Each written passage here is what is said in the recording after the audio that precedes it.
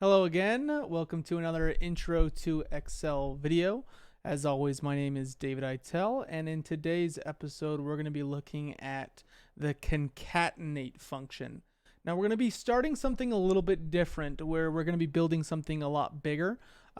This video kicks off our series about employee databases or employee data sheets on how to track staff members.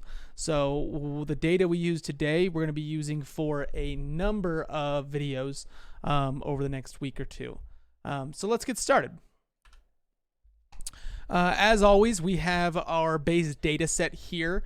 And now that we're using Excel for less, formulaic or analytic functions, we're more like building something in Excel. It's going to look a little bit different for a while, but trust me, we'll get back into some of those base formulas.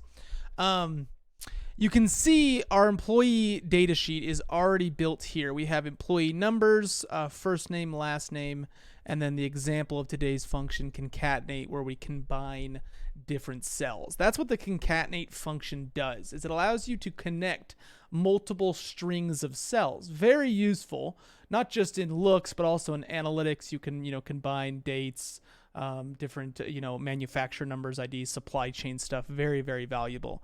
But one thing to keep in mind here, right? We're building something, so our data set has to be versatile and be able to kind of go from one side to the other. This is where the concatenate function, I find the most value with it. And that's because we work with different kind of operating programs, right? You might be familiar with Workday, Kronos, different supply chain organization programs, right? Inventory management, payroll, stuff like that. All of those programs will kick out information, and they'll kick out information formatted differently. Sometimes they'll do first name, last name, first name. They might do start date, last name, first name, all together on just one cell. And that is really nice, but it makes it difficult when we want to use formulas like VLOOKUP, HLOOKUP, XLOOKUP, COUNTIFs. All of those formulas require very precise filtration, even conditional formatting. So the concatenate function is going to allow us to have a first name, a last name cell, and then combine them in either last name, first name, or first name, last name. The reason, again, we'd have this is because we're going to have our data kind of later on be used in a lot of different ways. So learning to combine it or swap how it's combined is really helpful. The concatenate function itself is very easy to use. You hit equals, and then we hit concat. Concat is the the phrase or all you have to put in to bring up the formula. And the way it works is you select a cell, and then a comma differentiates the next cell or the next string of text you want to use. So in this practice, we're going to do first and last. So if we did Bry, and then we did comma, and then we did Cox, we'd hit enter, and you'd see it combines them. Now let's zoom in so you can see this. There's no space bar there. The concatenate function doesn't automatically put in any punctuation or anything other than just combining those two cells. Really, really useful. But sometimes you need to put in some formatting. And the nice part about the concatenate is you can literally just add that into the formula. So you can see that we have the concat and then B3C3. We're going to actually put in a fixed variable. And a fixed variable is not a reference to a cell. It's something that's fixed in the equation. So if we put quotation marks, space, quotation marks, and then we deleted a comma, there we go. That's how the formula should look, is equals concatenate, first name, and then a space, that's a fixed variable, and then the last name. We hit enter, and there we go. We got our first name, last name configuration.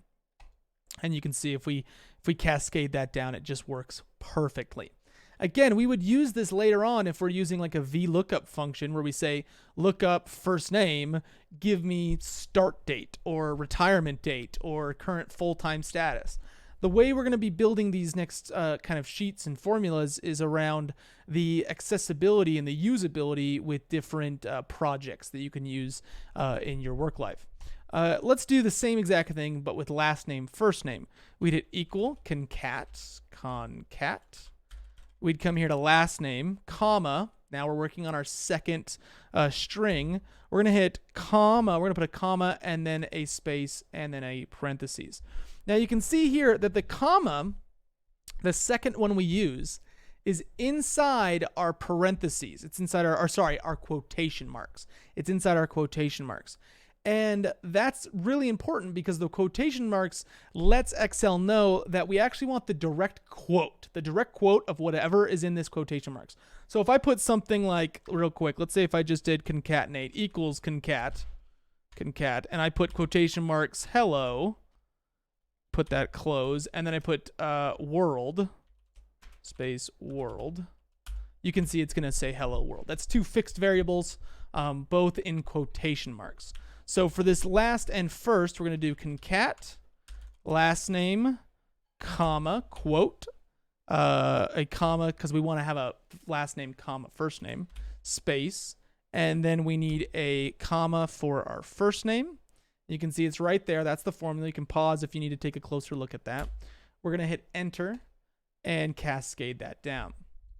And now you can see, if we get rid of our example here, hide, this is what a employee database might include, or employee data sheet, having the ability to filter by first name, last name, and then also by first last or last first allows us the variability we're going to need when we work with other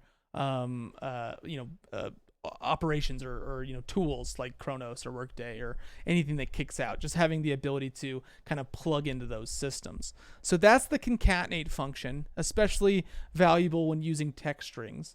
Please feel free to check out the other videos that are going to be associated with this as we build our employee kind of data sheet here. I hope you found this video valuable. If you did, feel free to hit that like, comment, and subscribe. And if there's something you want us to work on that you haven't seen yet on the channel, just please let us know. We love working on viewer requests. And we hope to see you in the next one. Have a good one.